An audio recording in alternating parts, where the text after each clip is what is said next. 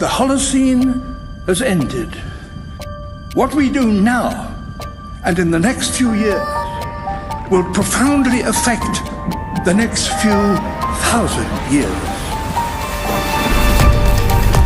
The only conditions modern humans have ever known so far are changing, and changing fast. Nothing stays the same on this planet. Everything changes. The Earth is going into one of these jumps, and you don't know what is going to be on the other side of those jumps. The Earth is always jumping.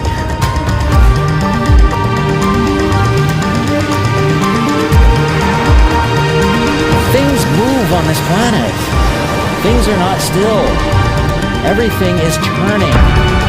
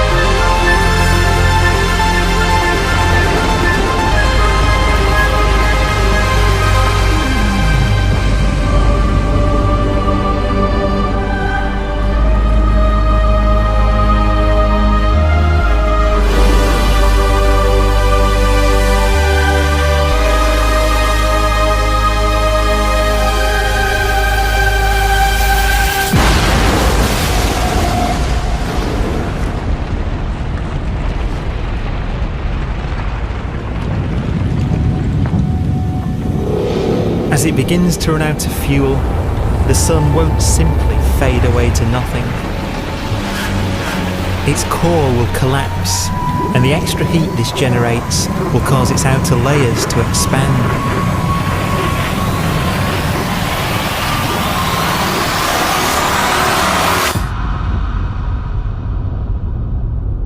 The sun is now dead. Its remains slowly cooling in the freezing temperatures of deep space.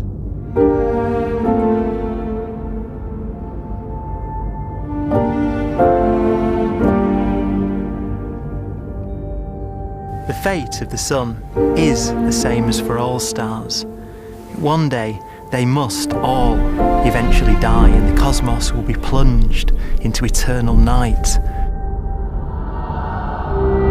All stars eventually will run out of fuel. The temperature of the universe drops. The stars, one by one, in the night sky, will turn off. And there'll be no more new stars created. And so that the universe will end not with a bang, but with a whimper. And not in fire, but in ice.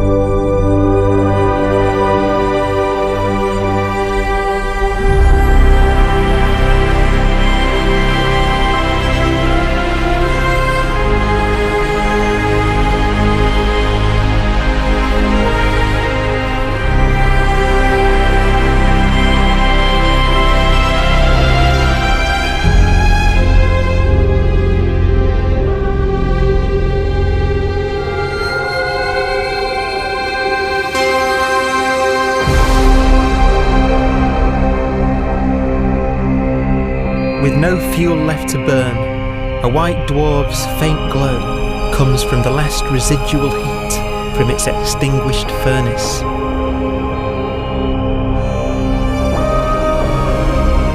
Looking at it from where the Earth is now, it would only generate the same amount of light as the full moon on a clear night.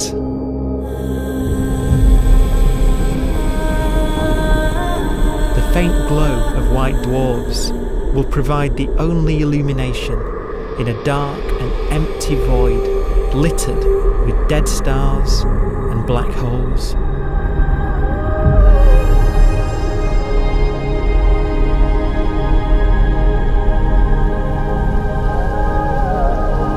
some ways, it's kind of a ghost universe. It's the corpses, the zombie stars, that will take us into the future.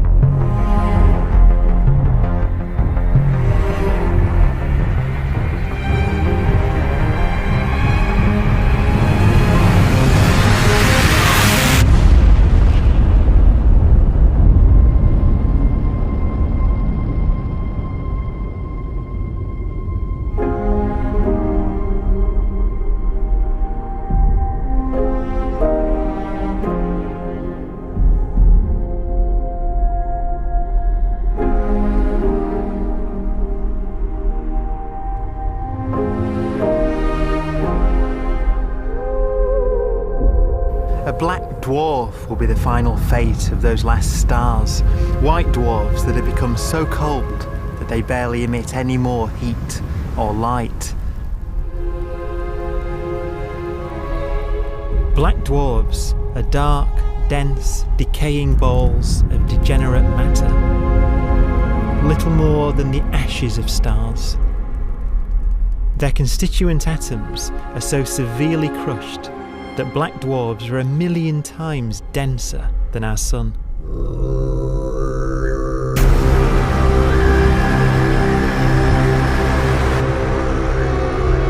Stars take so long to reach this point, we believe there are currently no black dwarfs in the universe.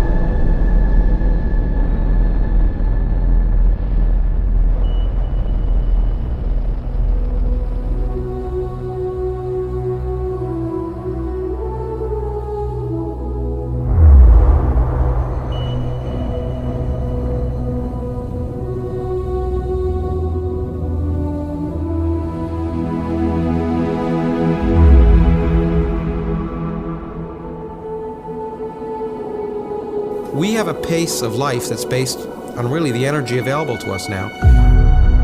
You could imagine living conscious systems which have a very different pace and therefore can extend out at least a lot farther than you'd imagine otherwise. You could have a living system where if it had a thought every 10 trillion years, that would seem normal. Even if our life dies out, one could imagine at some time arbitrarily far in the future, a fluctuation occurs which allows intelligent life to exist again for a little while. So you might have islands in time of intelligence.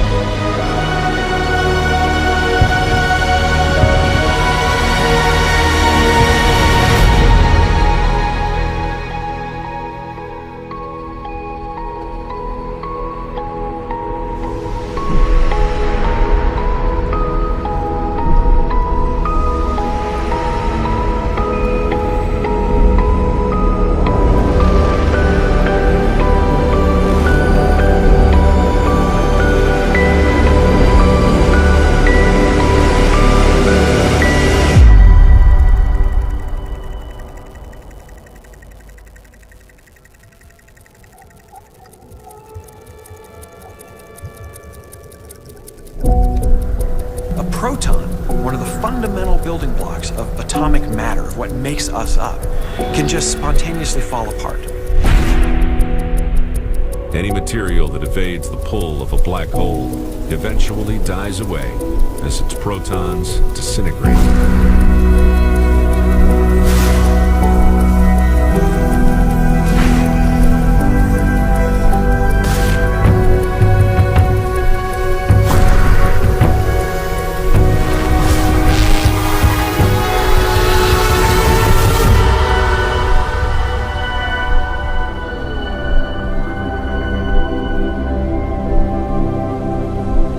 The matter inside black dwarfs, the last matter in the universe, will eventually evaporate away and be carried off into the void as radiation, leaving absolutely nothing behind.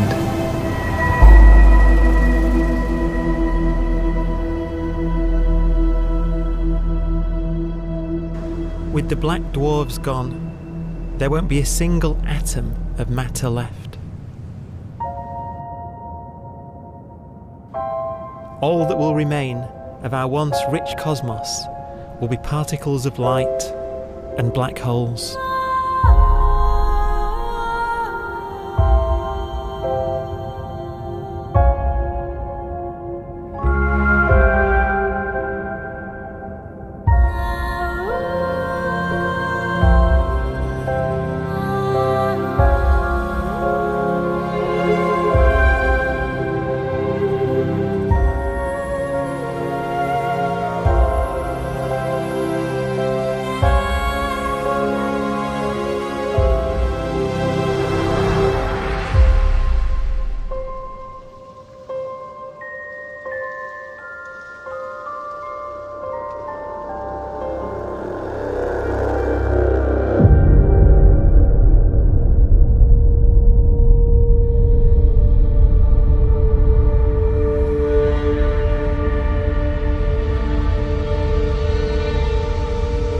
The arrow of time creates a bright window in the universe's adolescence, during which life is possible. But it's a window that doesn't stay open for long. As a fraction of the lifespan of the universe, as measured from its beginning to the evaporation of the last black hole, life, as we know it, is only possible for 1,000th of a billion billionth of a percent.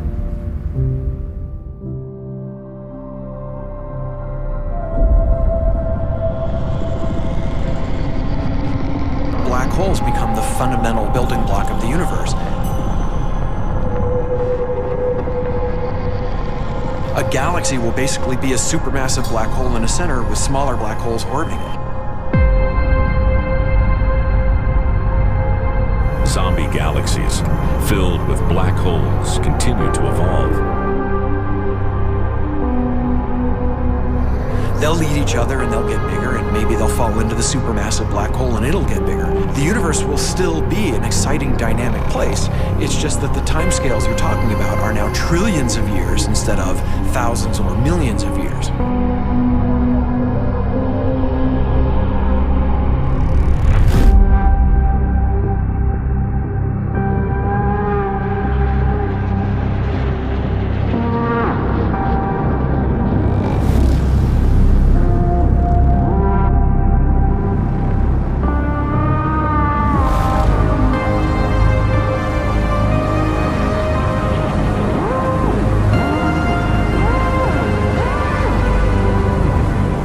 Black holes can bang on space-time like mallets on a drum.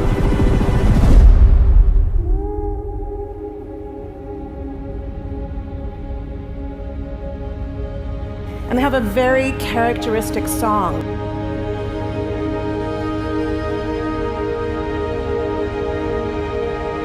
Imagine two black holes that have lived a long life together. At the end of their lives, they're going around each other, crossing thousands of kilometers in a fraction of a second. As they do so, they leave behind in their wake a ringing of space, an actual wave on space-time.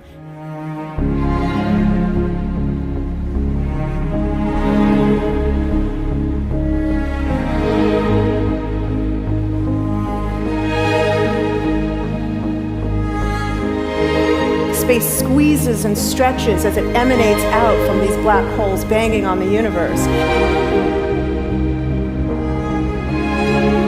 Those are the gravitational waves. They are literally the sounds of space ringing. And they will travel out from these black holes at the speed of light as they ring down and coalesce to one spinning, quiet black hole.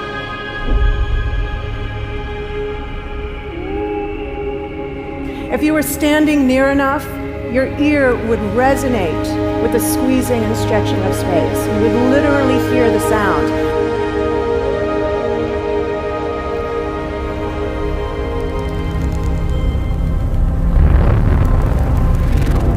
Imagine a lighter black hole falling into a very heavy black hole. The sound you're hearing is a light black hole banging on space each time it gets close.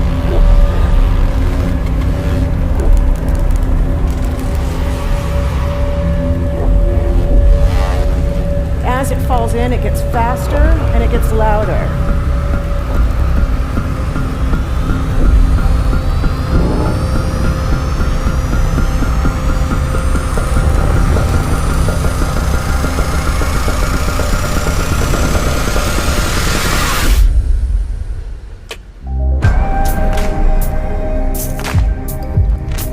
Scientists used to think black holes were immortal, but even these will one day die. Now we're talking about timescales of unimaginable length, quadrillions of years into the future.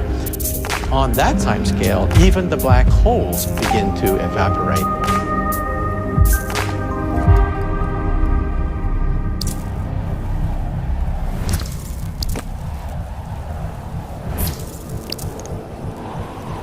According to quantum mechanics, space is filled with virtual particles, antiparticles, that are constantly materializing in pairs, separating, coming together again, and annihilating each other.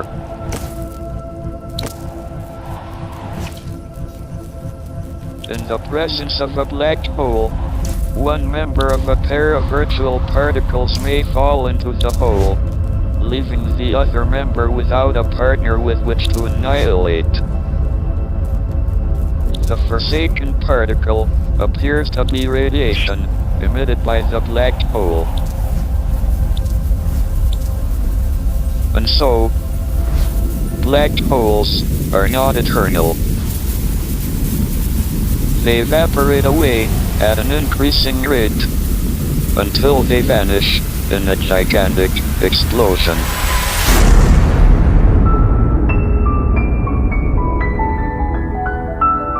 Quantum mechanics has allowed particles and radiation to escape from the ultimate prison, a black hole.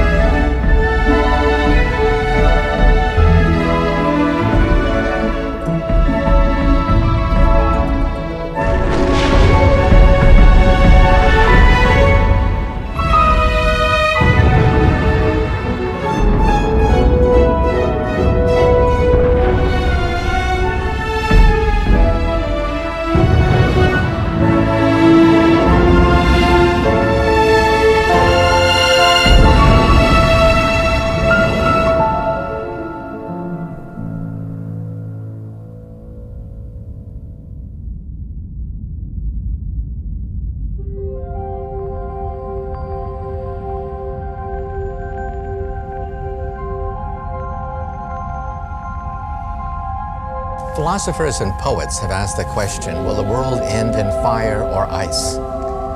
We can now give an answer. The latest evidence shows that the universe is not slowing down, but it's speeding up out of control. And the universe, we think, will die in ice.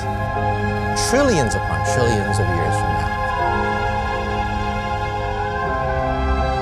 Empty space itself has energy. In every little cubic centimeter of space, whether or not there's stuff whether or not there's particles, matter, radiation, or whatever, there is still energy even in the space itself. And this energy, according to Einstein, exerts a push on the universe. What is the weird stuff that's accelerating the universe?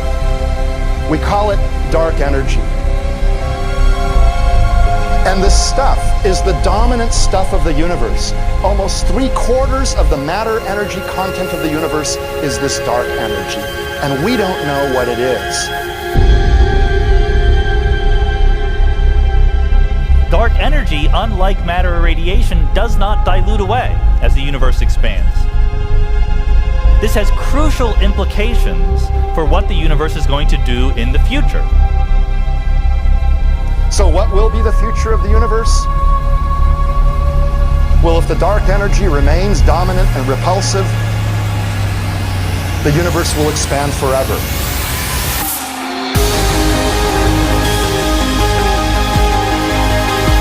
Faster and faster and faster with time. A runaway universe. 70% of the energy of the universe resides in empty space, and we don't understand why. But we do know what will happen. If that energy continues to be there, the universe will become cold and dark and empty. That's the future as it might be. We don't know because we don't yet understand the nature of dark energy. Until we do, we won't know the future. We won't even understand our own origins. And that's why we want to know and study this subject.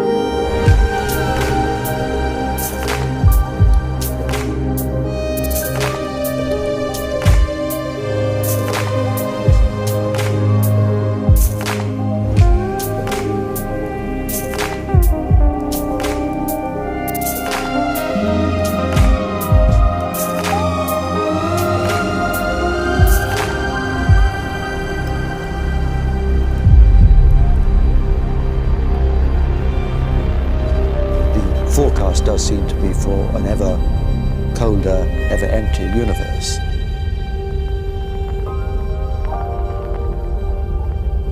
But then, of course, we have to ask, could that end lead to a new beginning? And there are ideas whereby what actually is the end of our universe could in some sense be linked to the beginning of a new one.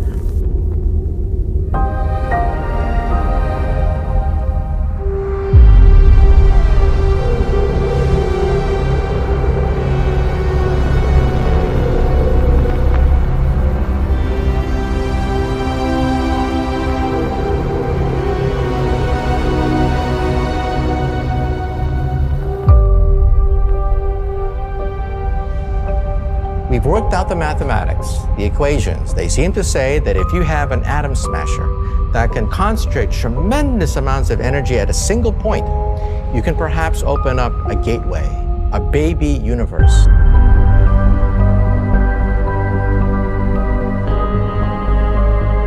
Facing the death of everything there is, this perhaps is their only possibility of escape.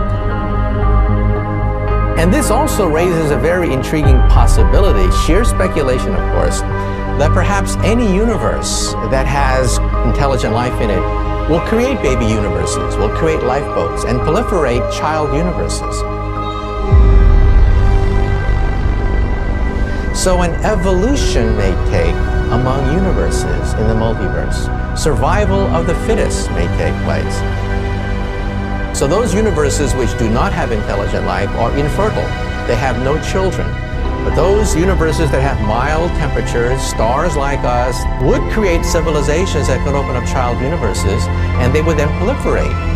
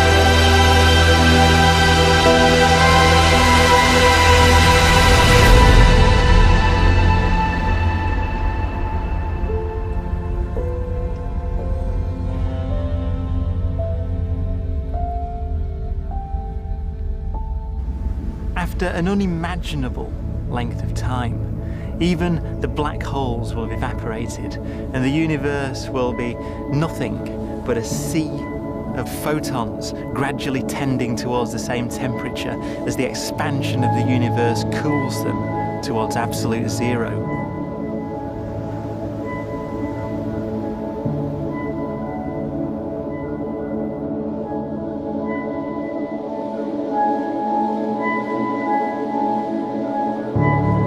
Once the very last remnants of the very last stars have finally decayed away to nothing, and everything reaches the same temperature, the story of the universe finally comes to an end. For the first time in its life, the universe will be permanent and unchanging.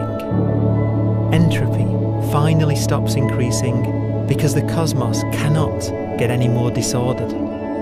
Nothing happens, and it keeps not happening forever.